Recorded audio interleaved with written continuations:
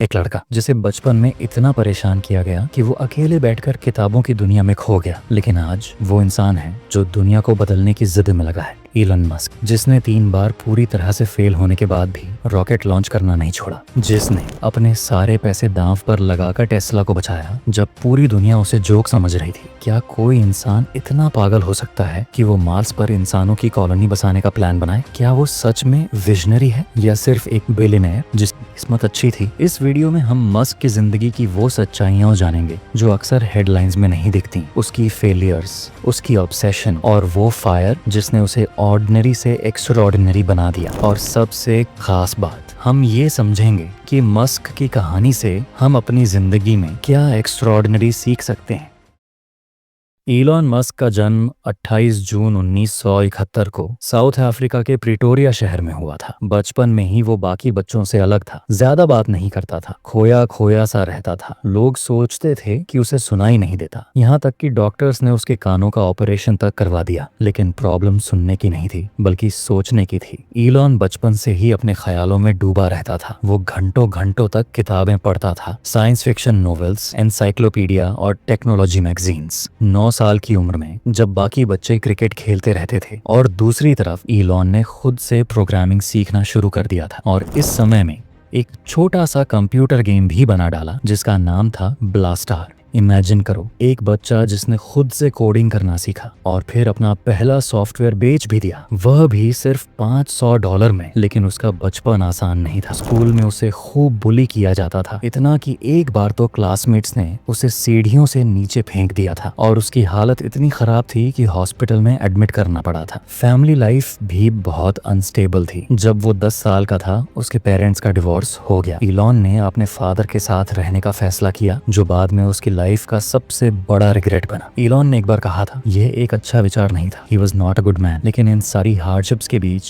एक चीज क्लियर थी, एलोन मस्क ऑर्डिनरी नहीं था। उसे छोटी सोच से नफरत थी। वो कहता है, मैं हमेशा जानने की इच्छा रखता था कि कैसे चीजें काम करती हैं। Why things are the way they are. यही सवाल, यही जिज्ञासा मस्क को उस रास्ते पर ले गई जहां पहुंचने की हिम्मत बहुत कम लोग करते हैं। इलन मस्क के पास ना पैसे थे ना पहचान, लेकिन एक चीज थी जो उसे अनस्टॉपेबल बनाती थी। वो थी उसकी सोच। और इसी सोच के साथ वो 90वें दशक में अमेरिका आया, वो भी एक सपना लेकर, कुछ ऐसा बनाना जो पूरी दुनिया को बदल दे। और इसकी शुरुआत स्टैनफोर्ड में पीएचडी की शुरुआत से हुई। लेकिन सिर्फ 2 दिन में मस्क ने उसे छोड़ दिया। पर क्यों? क्योंकि इंटरनेट का बूम आ चुका था और मस्क को लगता था कि क्लास में बैठने से बेहतर है एक्शन लेना। उसने अपने भाई किम्बल के साथ मिलकर बनाया Zip2, एक ऐसा ऑनलाइन बिजनेस डायरेक्टरी सिस्टम जो आज के गूगल मैप्स और येल्प का मिक्स जैसा था। लेकिन शुरुआत आसान नहीं थी। वो दोनों एक छोटे से रेंटेड ऑफिस में सोते थे। मस्क ने शॉवर तक पास के YMCA में लिया और इसकी बदौलत 4 साल के अंदर कॉम्पैक्ट ने Zip2 को $307 करोड़ में खरीद लिया और मस्क को $22 मिलियन मिले थे। लेकिन यह तो बस शुरुआत थी। उसने उसी पैसे से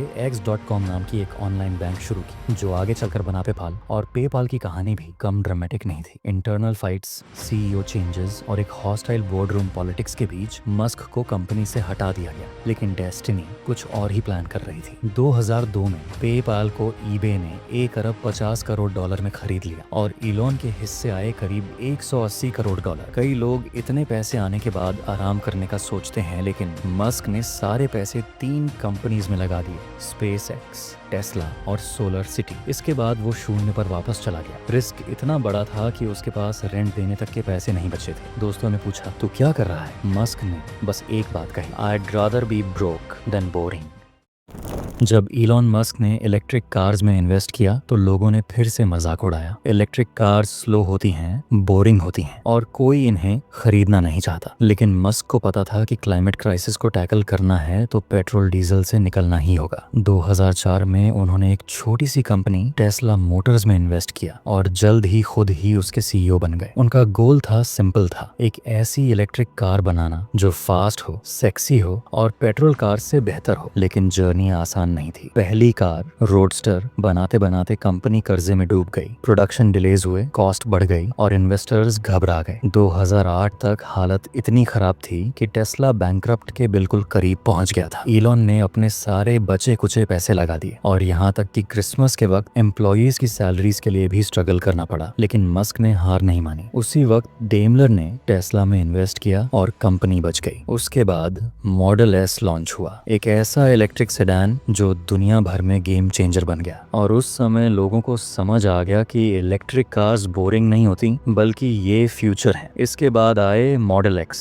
फिर मॉडल 3 जिसने टेस्ला को मासेस तक पहुंचा दिया, और फिर आया साइबर ट्रक, एक ऐसा डिजाइन जिसे देख के दुनिया स्टन्ड रह गई। आज टेस्ला ना सिर्फ कार्स बनाता है बल्कि बैटरी टेक्नोलॉजी, एआई और ऑटोनोमस ड्राइविंग में भी लीड कर रहा है। इलॉन का विजन सिंपल है, we accelerate the world's transition to sustainable energy. और ये सिर्फ एक कंपनी की बात नहीं है, ये एक मूवमेंट है। जिस समय दुनिया के ऑटो जायंट्स इलेक्ट्रिक को अवॉइड कर रहे थे, तब मस्क ने फुल थ्रॉटल से फ्यूचर की ओर जंप मार दी और उसे इतना कूल बना दिया कि अब हर ब्रांड ईवी बनाना चाहता है। टेस्ला का सफर सिर्फ टेक नहीं है, ये एक मिशन है, एक रिबेलियन है और प्रूफ है कि एक इंसान का जुनून पूरी इंडस्ट्री को हिला सकता है।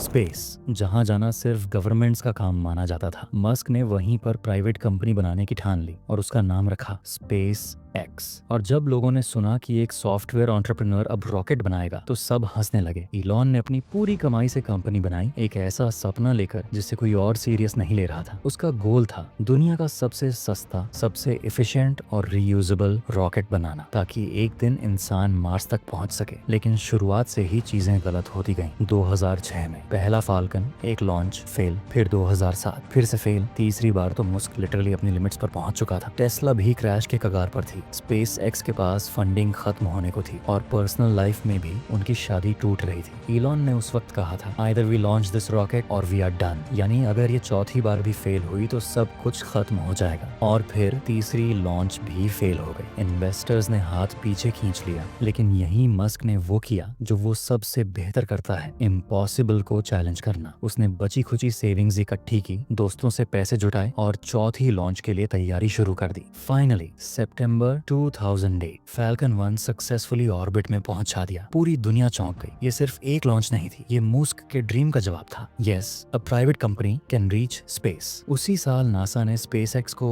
1 अरब 600 करोड़ का कॉन्ट्रैक्ट दिया और वहीं से शुरू हुआ एक नया ईरा, जहां प्राइवेट स्पेस टेक ने गवर्नमेंट एजेंसीज को पीछे छोड़ना शुरू किया। इलॉन मस्क कहते हैं, मैं कब्रिस्तान का सबसे अमीर आदमी बनना नहीं चाहता। I want to do something meaningful while I am alive. और यही सोच स्पेस एक्स की जान है। आज स्पेस एक्स सिर्फ सैटेलाइट्स नहीं लॉन्च करता, बल्कि एस्ट्रोनॉट्स को ISS तक भेजता है और स्टारशिप के जरिए मार्स पर इंसानी कॉलोनी बसाने की तैयारी कर रहा है। 3 बार गिरने के बाद भी मस्क ने हार नहीं मानी और यही वो चीज है जो लेजेंड्स को बनाती है। इलन मस्क सिर्फ रॉकेट्स और कार्स तक सीमित नहीं है, उसकी सोच लिटरली हर डायरेक्शन में फैलती है। इसका बड़ा एग्जाम्पल है न्यूरलिंक, एक ऐसा स्टार्टअप जो इंसानी दिमाग को कंप्यूटर से कनेक्ट करना चाहता है ताकि न्यूरोलॉजिकल डिजीजेस को ट्रीट किया जा सके और इंसानों को आई से पीछे ना रहना पड़े। फिर आया स्टारलिंक, एक सैटेलाइट इंटरनेट सर्विस जो रिमोट विलेजेस तक हाई स्पीड इंटरनेट पहुंचाने का सपना देखता है। और ओपन AI, जी हाँ, उसी AI की दुनिया में मस्क ने भी कदम रखा ताकि आर्टिफिशियल इंटेलिजेंस सेफ और बेनिफिशियल रहे। लेकिन इन सब के पीछे जो चीज सबसे ज्यादा इंस्पायरिंग है वो है मस्क की माइंडसेट। वो कहता है, work like hell, I work 80 to 100 hours a week. उसके लिए कंफर्ट जोन एक ट्रैप है और हर प्रॉब्लम एक चैलेंज जिसे सॉल्व किया जा सकता है। मस्क लॉजिक से डिसीजंस लेता है, इमोशन से नहीं। वो फर्स्ट प्रिंसिपल्स थिंकिंग में बिलीव करता है, यानी हर चीज को जीरो से सोचो, जैसे साइंस सॉल्व करती है। इसी सोच ने उसे इंडस्ट्रीज के रूल्स तोड़ने वाला बनाया है, चाहे वो एरोस्पेस हो, ऑटोमोटिव या ब्रेन टेक। इलॉन मस्क का विजन हमेशा फ्यूचर के 20 साल आगे चलता है।